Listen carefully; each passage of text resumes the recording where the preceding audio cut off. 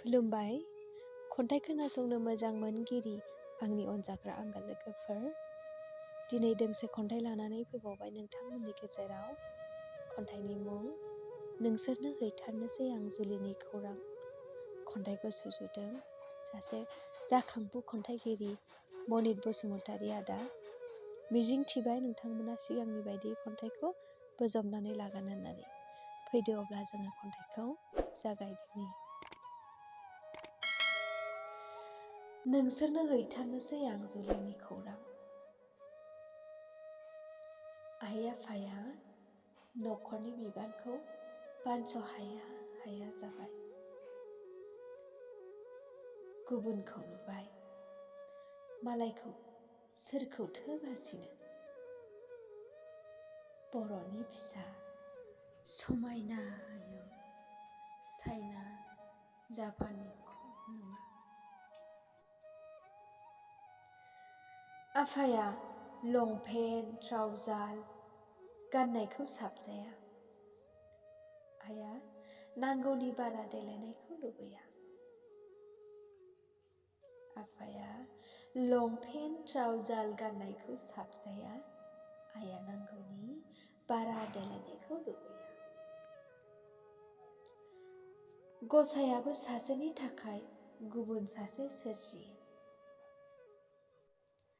बेखायसो नामाथाय आमोखिखौ मेगन खेबखारदों आं।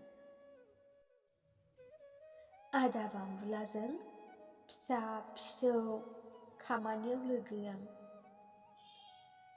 बिनाव थांदाव सानसेखालि रोनसिखौ नुफ्लांबाय आंबो। सेंग्रा गोसो सोरनावथो सोंबावनो लागावबाय।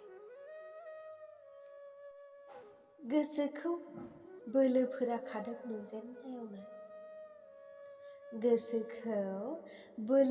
खादों नुजेननायावनो। आइ आफानो बेखौनो बिहामजो लांथारगोन आं। गामिया जियानो जायाथों नांलाया आंनो जिल्लानि गाहाय मावख'नि साखाथि। नाङा आंनो राजा लामा साखाथिनि सैनाय। महरजों नांजाबनाय गामियावल' थाया महर गोसा बर' सिख्लाया। हाबसननाय गामिखौ दायो आं आंगो सानो। हाबसननाय गामिखौ दायो आं आंगो सानो। रोनसिमोन गामिनि जायखि जाया सुबुं नुब्लानो दायो आंहा गोजोन मोनो। रोनसिखौ गोसोखांहरब्लानो गुबुन इखान सिखानखौ बावगारो। रोनसिखौ गोसोखांहरब्लानो गुबुन इखान सिखानखौ बावगारो।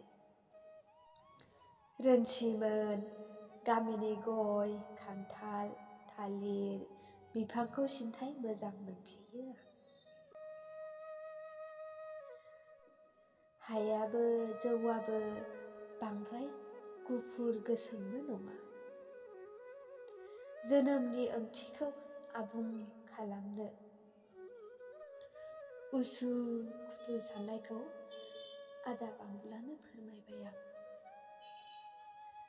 आदाया रोनसिनि न'खराव थोंजों आंनि खोथा बुंहैदों। रोनसिनि न'खराबो राजि। बेखायनो दैज्लां बायथोंसैल' आंगोफोर आइ आफानि न'खर सुंनाय बिबानखौ हेफाजाब होनो आघोननि गिबि सप्तायावनो आंनि जुलि। नोंसोरनो हैथारनोसै आं जुलिनि खौरां। खन्थाइया एसेनोसै। गोजोन्थों। नोंथांमोना खन्थाइखौ खोनानानै मोजां मोनदोंब्ला अननानै लाइक कमेन्ट शेयार साबस्क्राइब खालामनो दाबाव। मानोना नोंथांमोननि बेबायदि अननायानो आंनो थुलुंगा होनाय। स' नेक्स्ट भिडिअ'आव लोगो मोनफिननायनि मिजिंजों जोबजासिम नायनायनि थाखाय बयखौबो आंनि गोसो गोरबोनिफ्राय साबायखर बावनाय थाबाय। गोजोन्थों।